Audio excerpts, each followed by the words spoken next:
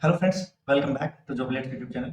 आज की इस वीडियो के अंदर हम वीकली करंट अफेयर्स का जो लास्ट वीक ऑफ मार्च यानी 24 से लेकर के 31 ऑफ मार्च 2023 का जो वीकली करंट अफेयर है, आज हम उसको डिस्कस करेंगे। और आगे से अपनी जितनी भी जो वीकली करंट अफेयर्स की क्लासेस होंगी वो संडे को प्रोवाइड करवाई जाएंगी, क्योंकि संडे को करवाना इसलिए बेहतर होगा क्योंकि करंट अफेयर को पढ़ना वीकेंड में ही सबसे सही होता है। यानी यानी एज समझ लीजिए संडे को हमारे पास थोड़ा सा ज़्यादा टाइम होता है। जैसे लाइब्रेरी में नहीं जाते हैं या फिर हमारी क्लासेस नहीं लगती हैं, तो उस टाइम पे हम जो है वीकली करंट अफेयर्स की तैयारी आसानी से कर सकते हैं। तो चलिए शुरू करते हैं अपनी क्लास को और पहले क्वेश्चन के साथ आगे बढ़ते हैं। जैसे कि मैंने बताया आपको कि आपका जो 24 से लेकर के 31 मार्च 2023 का थर्ड का जो वीकली करंट अफेयर्स है, आज हम उसको डिस्कस करेंगे, जिसके अंदर हम 50 एमसीक्यूज को आज हम डिस्कस करने वाले हैं। और पहले क्वेश्चन को देखते हैं कि Laksar writing instruments private limited के नए ब्रांड एम्बेसडर कौन बने हैं। तो लक्सर के बने हैं ब्रांड एम्बेसडर, वो है विराट कोहली, जिसको जो कौन है, ये भारतीय क्रिकेट टीम के कप्तान रह चुके हैं और अभी भी खेल रहे हैं। तो ये लक्सर क्या है, सबसे पहली बात तो ये है कि लक्सर है क्या। लक्सर एक स्टेशनरी ब्रांड कंपनी है जो बनाती है जैसे पेन पेंसिल वगैरह, या फिर जितने भी राइटिंग से रिलेटेड जितने भी प्रोडक्ट्स होते हैं, चाहे वो नोटबुक हो या फिर कोई भी जैसे इरेजर शार्पनर वगैरह, ये सब बनाती है। तो उसका जो ब्रांड एम्बेसडर है वो विराट कोहली बने हैं। ठीक है। वर्ल्ड ट्यूबरकुलोसिस डे कब मनाया जाता है। तो वर्ल्ड ट्यूबरकुलोसिस डे जो है ये 24 ऑफ मार्च को मनाया जाता है। और अब की बार की थीम क्या थी। Yes we can and TV. We can and TV, yes we can and TV. हाँ, हम टीवी से इजाद पा सकते हैं, ये इसकी थीम थी। और इसको क्षय रोग भी बोला जाता है, हिंदी में इसको क्षय रोग बोला जाता है। और ये बैक्टीरिया के कारण होता है, और स्पेशली किस बैक्टीरिया के कारण होता है, ये माइको बैक्टीरियम माइकोबैक्टीरियम ट्यूबरकुलोसिस नाम का एक बैक्टीरिया है जिसके कारण ट्यूबरकुलोसिस होता है। और इसी के लिए जागरूकता फैलाने के लिए 24 ऑफ मार्च को ट्यूबरकुलोसिस डे मनाया जाता है। स्टारबक्स के नए सीईओ कौन बने हैं। स्टारबक्स स्टारबक्स क्या है। स्टारबक्स एक कॉफी कंपनी है जो कि 1971 से शुरू करी गई थी, और ये इंटरनेशनल कंपनी है। और इसके भारतीय मूल के एक जो लक्ष्मण नरसिम्हन जो है, इसके सीईओ बनाया गया है। इंपॉर्टेंट इसलिए है क्योंकि ये भारतीय मूल के हैं और इन्हें स्टारबक्स के सीईओ के रूप में नियुक्त किया गया है। कोकण समुद्री अभ्यास भारत और किस देश की नौसेना के मध्य आयोजित हुआ। तो कोकण जो समुद्री अभ्यास है वो भारत और यूनाइटेड किंगडम की जो नौसेना है उसके बीच में आयोजित हुआ है। अंडर 21 कैटेगरी में पाक जलडमरू मध्य को सबसे तेजी से पार करने वाले भारतीय कौन है। तो इनका नाम क्या है। संपन्ना रमेश दलाल इनका नाम है, जिन्होंने श्रीलंका के तलाई मन्नार से तमिलनाडु के धनुषकोडी की 29 किलोमीटर की जो यात्रा है, 29 किलोमीटर की जो तैराकी है, यानी कि जो एरिया है पाक स्टेट का, उसको 5 आवर्स एंड 30 मिनट्स के अंदर ही इन्होंने तैरकर पार किया है। और ये सबसे ज्यादा तेजी से पार करने वाले व्यक्ति बने हैं।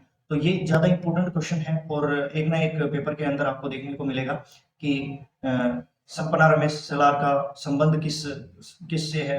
तो स्विमिंग से है। इन्होंने कितनी देर में पाक जलडमरू मध्य को क्रॉस किया है, और इन्होंने कहाँ से लेकर कहाँ तक इनकी तैराकी थी। और ये सब जो क्वेश्चंस हैं ये पूछे जाते हैं, तो आपको ये चीज याद रखनी है। और आपको मैं बताऊं कि यहाँ पर दिया गया है पाक स्टेट, जो कि इंडिया के तमिलनाडु और श्रीलंका के बीच में पड़ता है। यहाँ पर ये पाक स्टेट है पूरा। और हाँ, और ये क्या है, राम सेतु, ये यहाँ पर है राम सेतु वाला एरिया। और ये बीच में जो पतली सी ये जो गार्च है, ये क्या है, ये है पाक स्टेट। किस देश ने चीन की मदद से अपना पहला पनडुब्बी बेस शुरू किया है। चीन की मदद से इन्होंने पहला अपना पनडुब्बी बेस शुरू कर लिया है। ये देश कौन सा है, बांग्लादेश है। और बांग्लादेश की प्रधानमंत्री यहाँ पर खड़ी हुई हैं, जिनका नाम है शेख हसीना। और इस पनडुब्बी बेस का नाम भी क्या रखा गया है, BNS शेख हसीना, इसका नाम रखा गया है। और कैपेसिटी की बात करी जाए कैपेसिटी बात करी जाए तो 6 यानी कि 6 सबमरीन इसके अंदर आ सकती हैं और 8 युद्धपोत आ सकते हैं इसके अंदर। तो ये चीज़ आपको याद रखनी है कि इसकी कैपेसिटी कितनी है और इसका नाम क्या है, बीएएनएस शेख हसीना, और किसकी मदद से बांग्लादेश ने इसको निर्मित किया है या बनवाया। सेलिब्रिटी ब्रांड वैल्यूएशन रिपोर्ट 2022 के मुताबिक सबसे मूल्यवान व्यक्ति, सबसे मूल्यवान सेलिब्रिटी कौन है? तो सबसे मूल्यवान सेलिब्रिटी की बात करी जाए तो रणवीर सिंह को ये खिताब मिला है और इनके बाद नाम आता है किनका? विराट कोहली का नाम आता है, फिर अक्षय कुमार का, और इकलौती महिला है जो आलिया भट्ट है, उनका नाम आता है 4th नंबर पे। तो सबसे जो मूल्यवान यानी कि वैल्यूएबल जो पर्सन यानी सेलिब्रिटी कौन बने हैं? वो बने हैं रणवीर सिंह। किस केंद्र शासित प्रदेश में आम जनता के लिए सबसे बड़ा ट्यूलिप गार्डन बनाया गया है? ट्यूलिप क्या है? ट्यूलिप एक फूलों की प्रजाति होती है और ट्यूलिप गार्डन बहुत ही खूबसूरत अलग अलग रंगों का के फूलों से बनाया गया एक गार्डन है। जहां कहां पर बनाया गया है? ये जे&के के अंदर बनाया गया है और इसके अंदर लगभग लगभग 16 लाख जो ट्यूलिप के जो फूल हैं वो लगाए गए हैं और ये पर्यटन के क्षेत्र को बढ़ावा देने के लिए बनाया गया है और काफी अट्रैक्टिव होता है। ये काफी मतलब सुंदर है और इसको जे&के सरकार ने बनवाया है। कलानिधि पुरस्कार 2023 से किसे चुना है? तो संगीत कलानिधि पुरस्कार मिला है किसे? बॉम्बे जयश्री को प्राप्त हुआ है और बॉम्बे जयश्री का संबंध किस राज्य से है? कर्नाटक राज्य से इनका संबंध है। इन्वेस्ट इंडिया का नया एमडी एंड सीईओ किसे नियुक्त किया गया है? तो इन्वेस्ट इंडिया का नया एमडी एंड सीईओ किसे नियुक्त किया गया है? मनमीत के नंदा जी को इन्वेस्ट इंडिया का नया एमडी एंड सीईओ नियुक्त किया गया है। सागर परिक्रमा का चौथा चरण कहां पर पूरा हुआ? तो जो सागर परिक्रमा, सबसे पहले तो हमें पता होना चाहिए कि सागर परिक्रमा है क्या और क्यों काम करती है। तो सागर परिक्रमा एक ऐसी परियोजना है जिसके तहत जितने भी मछली पालन से रिलेटेड जितने भी परियोजनाएं या योजनाएं लागू करी गई हैं या फिर मछली पालन को बढ़ावा देने के लिए इस परियोजना को लागू किया गया है, उसको सागर परियोजना कहा जाता है। और इसमें सागर परियोजना का ये चौथा चरण था जो कहां पर कर्नाटक के अंदर संपन्न हुआ।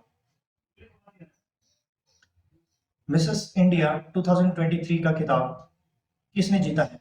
ये मिस इंडिया नहीं है, ये मिसेस इंडिया का खिताब है जो कि विवाहित महिलाओं के लिए होता है और इसका इसका जो खिताब है ये ज्योति अरोड़ा जी ने जीता है और इसका आयोजन कहां पर किया गया था? इसका आयोजन किया गया था न्यू दिल्ली के अंदर, इसका आयोजन किया गया था।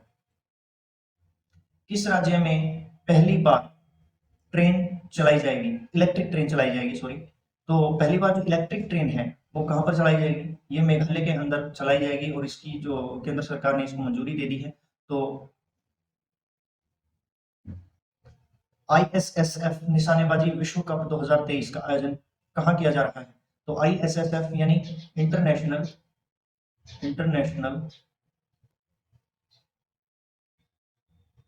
शूटिंग स्पोर्ट फेडरेशन का जो आयोजन है ये कहां पर? भोपाल के अंदर किया जा रहा है और भोपाल में ही मतलब इंडिया इसका होस्ट कंट्री है आपकी बात, और भोपाल में इसका आयोजन किया जा रहा है। ये 21 मार्च से इसका आयोजन शुरू हो गया था और इसके अंदर लगभग 30 कंट्रीज ने इसमें हिस्सा लिया है जिसके 200 जो शूटर्स हैं इसमें भाग ले रहे हैं।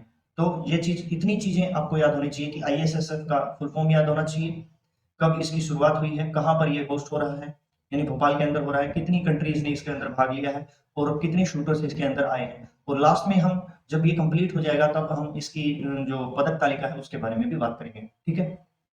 भारत ने किस देश के साथ पहली मैत्री पाइपलाइन उद्घाटन किया है? तो किस देश के साथ पहली मैत्री पाइपलाइन का उद्घाटन किसके साथ किया है? तो बांग्लादेश के साथ किया है। अभी हमने पिछले क्वेश्चंस में शायद डिस्कस किया था, यह शेख हसीना जी हैं जो प्राइम मिनिस्टर है बांग्लादेश की, और इन्हीं के साथ ये पाइपलाइन, ये लगभग 130 किलोमीटर की लंबी पाइपलाइन है जो कि इसका जो इस परियोजना की शुरुआत लगभग 2018 में इस परियोजना की शुरुआत करी गई थी, बट अभी इसको बंगाल से लेकर के और बांग्लादेश के पार्वतीपुर तक की यानी सिलीगुड़ी से पार्वतीपुर तक के एरिया को इसके अंदर कवर किया जाएगा और पाइपलाइन बिछाई जाएगी।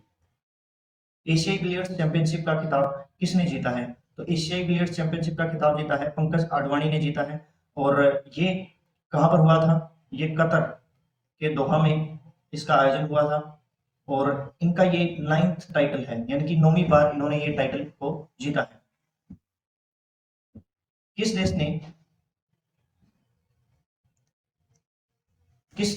ने G7 समिट में भारत को गेस्ट कंट्री के रूप में आमंत्रित किया है? तो जापान ने गेस्ट कंट्री के रूप में भारत को आमंत्रित किया है। आपको पता होना चाहिए कि G7 का जो समिट का जो आयोजन है ये जापान के अंदर होने वाला है 2023 के अंदर। और अभी हाल ही में जापान के प्रधानमंत्री एफ कुशिदा यहाँ पर आए हुए थे, 2 दिन के दौरे पर थे, तो उन्होंने ही इस बात की पुष्टि करी है कि इंडिया जो है गेस्ट कंट्री के रूप में होगा अब की बार। और आपको एक चीज और याद रखनी है, इससे ही रिलेटेड है कि G20 अगर आपसे पूछे तो ये इसकी होस्ट कंट्री कौन है, तो इंडिया इसकी होस्ट कंट्री है। तो इतनी चीजें आपको याद होनी चाहिए। हाल ही में ऑर्डर ऑफ ऑस्ट्रेलिया से किसे सम्मानित किया गया है? तो ऑर्डर ऑफ ऑस्ट्रेलिया एक ऑस्ट्रेलिया का एक सम्मान है और इससे रतन टाटा जी को सम्मानित किया गया है। इनको मतलब व्यापार को बढ़ावा देने के लिए, निवेश को बढ़ावा देने के लिए और ऑस्ट्रेलिया और इंडिया के बीच जो जो जो संबंध है उनको कायम रखने के लिए, अच्छे बनाए रखने के लिए इनको ये पुरस्कार दिया गया है। Bipin the man behind the uniform पुस्तक के लेखक कौन है? तो Bipin the man behind uniform के लेखक कौन है? रचना बिष्ट रावत। बिपिन रावत की ये बायोग्राफी है और ये पुस्तक यानी कि बुक्स एंड ऑथर्स जो हैं अपने करंट अफेयर के हिसाब से काफी ज्यादा इंपॉर्टेंट होते हैं। तो आपको ये याद रखना है, the Bipin the man behind the uniform. इस पुस्तक के लेखक कौन है? रचना बिष्ट रावत इसके लेखक। टीसीएस के नए सीईओ किसे नियुक्त किया गया है? सबसे पहले तो टीसीएस का फुल फॉर्म क्या होता है? टाटा कंसल्टेंसी सर्विस इसका फुल फॉर्म होता है। और किसे नियुक्त किया गया है सीईओ? सीईओ किया गया है के कृतिवासन को। के कृतिवासन को चीफ एग्जीक्यूटिव ऑफिसर बनाया गया है टीसीएस का। सूरत की अदालत ने राहुल गांधी को मानहानि के मामले में कितने साल की सजा सुनाई है? तो अभी हाल ही में ये चर्चा में रहे हैं राहुल गांधी जी और इन्हें 2019 में जब लोकसभा के चुनाव के दौरान जो रिलीज हो रही थी तो उस दौरान इन्होंने कुछ विवादित भाषण दे दिए थे और जिसके कारण आईपीसी एक्ट 499 एंड 500 के तहत राहुल गांधी जी को 2 साल की सजा सुनाई गई है और इनकी जो लोकसभा जो की सदस्यता भी भंग कर दी गई है, मतलब खारिज कर दी गई है। और ये कहाँ से सांसद थे? ये थे केरला के वायनाड से सांसद थे। तो उनकी संसदीय भी उसको भी भंग कर दिया गया है, यानी कि उसको भी हटा दिया गया है और इनको 2 साल की सजा सुनाई गई है सूरत की अदालत के द्वारा। हाल ही में किस ग्रह पर सक्रिय ज्वालामुखी की खोज की गई है? तो सक्रिय ज्वालामुखी की खोज शुक्र ग्रह पर की गई है और शुक्र ग्रह को क्लाइमेट चेंजेस के कारण और शेप इन साइज के कारण मतलब पृथ्वी की जुड़वा बहन बोला जाता है और इनकी जो दूरी है ये पास पास में ही है, ज्यादा दूर नहीं है। और यहाँ पर कुछ सक्रिय ज्वालामुखी होने की पुष्टि करी गई है। महिला विश्व मुक्केबाजी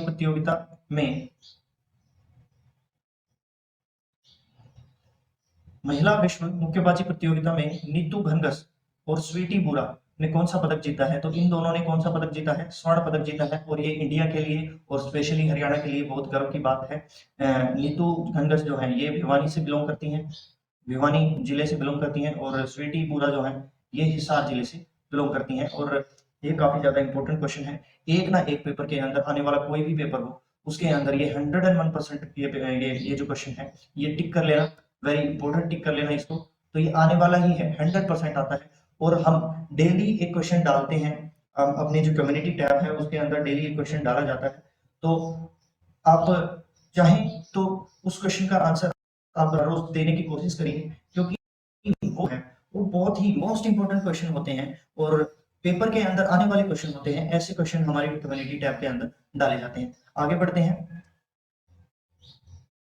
यूनेस्को की रिपोर्ट के अनुसार कितने प्रतिशत लोगों के पास पीने योग्य पानी नहीं है? तो यूनेस्को की रिपोर्ट यानी कि यूएन 2023 वाटर कॉन्फ्रेंस हुई थी अभी, तो उसके अनुसार 26% लोगों के पास पीने योग्य पानी नहीं है। आप इस चीज को याद रखेंगे, इस आंकड़े को याद रखेंगे कि 26% of peoples do not have the drinking water. Star Sports ने किसे अपना नया ब्रांड एम्बेसडर घोषित किया है? तो रणवीर सिंह को स्टार स्पोर्ट्स ने अपना नया ब्रांड एम्बेसडर घोषित किया है। वाइल्ड लाइफ कंजर्वेशन अवार्ड 2023 से किसे सम्मानित किया गया है? तो आलिया मीर को इस अवार्ड से सम्मानित किया गया है और ये जम्मू कश्मीर जे.एंड.के सरकार करती है और ये किसी भी केंद्र शासित प्रदेश से इस अवार्ड से यानी वाइल्ड लाइफ कंजर्वेशन अवार्ड से सम्मानित होने वाली पहली महिला है। तो ये चीज काफी ज्यादा इंपॉर्टेंट है, आपको याद रखनी है। किस खेल को प्रमोट करने के लिए उड़ीसा सरकार ने एक स्टेडियम का नाम बॉलीवुड अभिनेता राहुल बोस के नाम पर रखा है? तो रग्बी जो खेल है उसको उसको प्रमोट करने के लिए राहुल बोस ये बॉलीवुड अभिनेता है और इन्हीं के नाम पर ये रग्बी जो स्टेडियम है उसका नाम रखा गया है। और उड़ीसा के सीएम कौन है? नवीन पटनायक यहाँ के सीएम नवीन पटनायक। 1 अप्रैल 2023 से पीपीआई के माध्यम से मर्चेंट यूपीआई ट्रांजैक्शन पर कितने प्रतिशत का इंटरचेंज चार्ज लगेगा? तो आईसी यानी इंटरचेंज चार्ज प्लस पीपीआईएफ यानी कि प्रीपेड पेमेंट्स इंस्ट्रूमेंट फीस लगेगा कितने की मतलब अमाउंट पे या कितने की ज्यादा इससे ज्यादा की अमाउंट पे? तो 2000 या 2000 से ज्यादा की अमाउंट पे आपको ये जो फीस है ये अदा करनी पड़ेगी। और कितनी फीस की फीस अदा करनी पड़ेगी? यानी कि 1.1% आपको अदा करना पड़ेगा 2000 रुपए से ऊपर के चार्जेस पे। यानी जैसे हम गूगल पे यूज करते हैं, फोन पे यूज करते हैं, पेटीएम यूज करते हैं, तो उस कंडीशन में आपको इतने पैसे चार्ज करने पड़ेंगे हर 2000 रुपए से। अगर आपकी जो पेमेंट है अगर वो 2000 से कम की है तो आपको कोई चार्ज नहीं करना पड़ेगा। अमृत भारत स्टेशन स्कीम के तहत भारत सरकार ने कुल कितने रेलवे स्टेशनों को चिन्हित किया है? तो अमृत भारत स्टेशन स्कीम क्या है? सबसे पहले तो ये बात है, ये अमृत भारत स्टेशन स्कीम है जो छोटे स्टेशन हैं उनके प्लेटफॉर्म को लंबा करना है इसके तहत, और 5G कनेक्शन प्रोवाइड करना है, गिट्टी रहित जो ट्रैक्स हैं उनको ठीक करना है, और जितने भी समस्याएं हैं उन छोटे छोटे स्टेशन की जितनी भी छोटी छोटी समस्याएं हैं उनको उनका निवारण करना इस अमृत भारत स्टेशन स्कीम के अंडर में आता है। और इसके तहत कितने 1275 जो जो रेलवे स्टेशन हैं उनको चिन्हित किया गया है और इन पर काम किया जाएगा और इन पर इनके जो प्लेटफॉर्म्स हैं उनको लंबा किया जाएगा, 5G कनेक्टिविटी यानी कि वाईफाई की सुविधा दी जाएगी और ऐसे बहुत से काम किए जाएंगे इनके अंदर। यानी कि आमतौर पर देखा जाए तो उनका जीर्णोद्धार किया जाएगा। S&P ग्लोबल रेटिंग के अनुसार भारत की अनुमानित जीडीपी की दर 2023-24 में कितने प्रतिशत रहने का अनुमान है? तो जो S&P ग्लोबल रेटिंग के हिसाब से 6% रहने की अनुमान जताए गए हैं। और जीडीपी का फुल फॉर्म आपसे पूछ लिया जा सकता है कि जीडीपी का फुल फॉर्म क्या होता है? तो जीडीपी का फुल फॉर्म होता है gross domestic product. Gross domestic product इसका फुल फॉर्म होता है, यानी सकल घरेलू उत्पाद। और आपसे पूछ ले कि ग्रोस डोमेस्टिक प्रोडक्ट होता क्या है? तो ग्रोस डोमेस्टिक प्रोडक्ट जो है the value of any goods and services of any country in an year is known as GDP. यानी कि किसी भी एक, आप इस तरीके से समझिए कि जो सकल घरेलू उत्पाद है उसकी उसमें क्या होता है कि जितने भी अपने जो गुड्स यानी कि सेवाएं हैं या सर्विसेज हैं या फिर सामान है उसकी जो वैल्यू होती है किसी भी देश के प्रोडक्ट की यानी कि उत्पादन की जो वैल्यू होती है एक साल के अंदर, उसको क्या बोला जाता है? ग्रोस डोमेस्टिक प्रोडक्ट बोला जाता है, उसको सकल घरेलू उत्पाद उसको बोला जाता है। प्रधानमंत्री उज्ज्वला योजना के तहत एलपीजी सिलेंडर पर मिलने वाली सब्सिडी को कितने वर्ष के लिए बढ़ाया गया है? तो कितने वर्ष के लिए बढ़ाया गया है? इसको 1 वर्ष के लिए बढ़ा दिया गया है। आपको जानना जरूरी है कि 9.6 करोड़ जो लोग हैं वो उज्ज्वला योजना के तहत सिलेंडर यूज करते हैं और ये हर सिलेंडर के ऊपर 200 रुपए की जो सब्सिडी है वो प्राप्त करते हैं। तो इस स्कीम के तहत यानी कि इस घोषणा के तहत बताया गया है कि 1 साल तक आप जितने और जो सिलेंडर्स यूज करेंगे उसके ऊपर 1 साल तक आपको 200 रुपए मिलते रहेंगे, यानी कि आपको सब्सिडी मिलती रहेगी।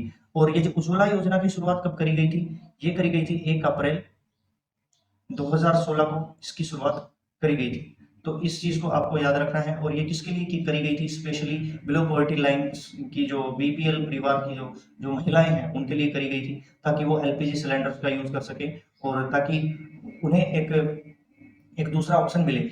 जैसे पहले धुएं में अगर महिलाएं काम करती थी तो उनकी आंखों पर, उनके शरीर पर काफी प्रभाव पड़ता था, इसीलिए एलपीजी सिलेंडर्स को बढ़ावा दिया गया है। विश्व कप में स्वर्ण पदक जीतने वाले सरबजोत सिंह का संबंध किस खेल से है? तो सरबजोत सिंह का संबंध है शूटिंग से। इन्हें एयर पिस्टल में गोल्ड मेडल जीता है। हाल ही में किस भारतीय उद्योगपति को Texas university life time achievement award से सम्मानित किया गया है? तो किसे सम्मानित किया गया है? ये नवीन जिंदल को इस लाइफ टाइम अचीवमेंट अवार्ड से सम्मानित किया गया है और इन्हें यह राजनीति के क्षेत्र में, उद्योग के क्षेत्र में और शिक्षा के क्षेत्र में बढ़ावा देने के लिए ये पुरस्कार दिया गया है। अंतरराष्ट्रीय मुक्केबाजी संघ यानी इंटरनेशनल बॉक्सिंग एसोसिएशन आईबीए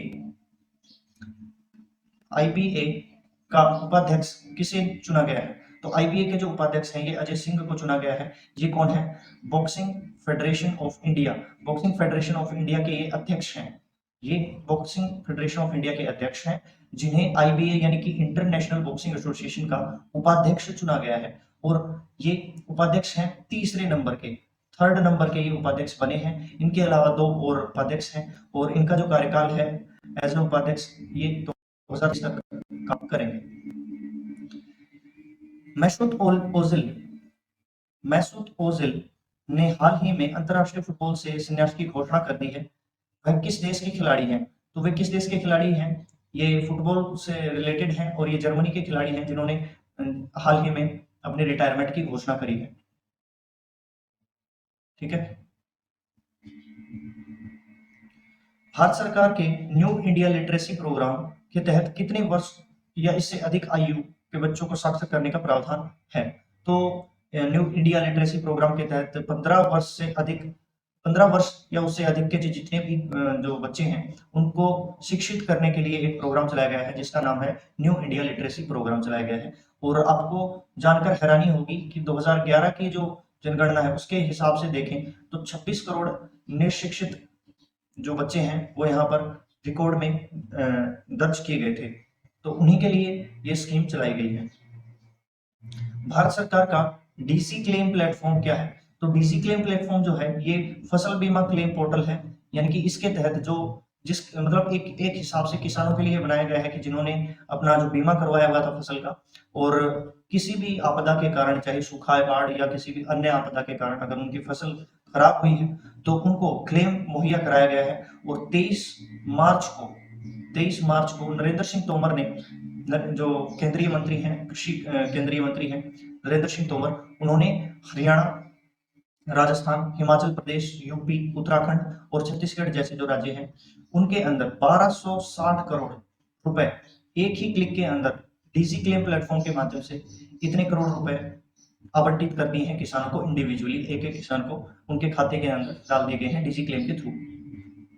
महिला विश्व मुक्केबाजी चैंपियनशिप में एक से अधिक गोल्ड मेडल जीतने वाली जो भारतीय खिलाड़ी हैं वो कौन बन गई हैं महिला विश्व मुक्केबाजी चैंपियनशिप में? तो इनका नाम क्या है? ये नाम है निखत जरीन है इनका नाम। विमेंस प्रीमियर लीग यानी WPL 2023 का खिताब किस टीम ने जीता है? तो मुंबई इंडियंस ने इस खिताब को जीत लिया है और इन्होंने हराया है किसको? यूपी वॉरियर्स को इन्होंने हराया है। और ये कौन है? हरमनप्रीत कौर है जो मुंबई इंडियंस की कैप्टन है। हाल ही में अरावली ग्रीन वॉल प्रोजेक्ट किस राज्य ने लॉन्च किया है? तो अरावली ग्रीन वॉल प्रोजेक्ट जो है ये हरियाणा राज्य ने शुरू किया है और पर्यावरण मंत्री हैं भूपेंद्र सिंह यादव ने गुरुग्राम से, हरियाणा से ये अरावली ग्रीन वॉल प्रोजेक्ट शुरू किया है। इसका काम क्या है? जैसे कि अरावली श्रृंखला है, इसके पास में पेड़ पौधे लगाना है ताकि जो ग्रीनरी को बढ़ावा दिया जा सके, पर्यावरण को बढ़ावा दिया जा सके और जितनी भी गर्म हवाएं हैं उनसे निपटा जा सके, प्रदूषण से निपटा जा सके।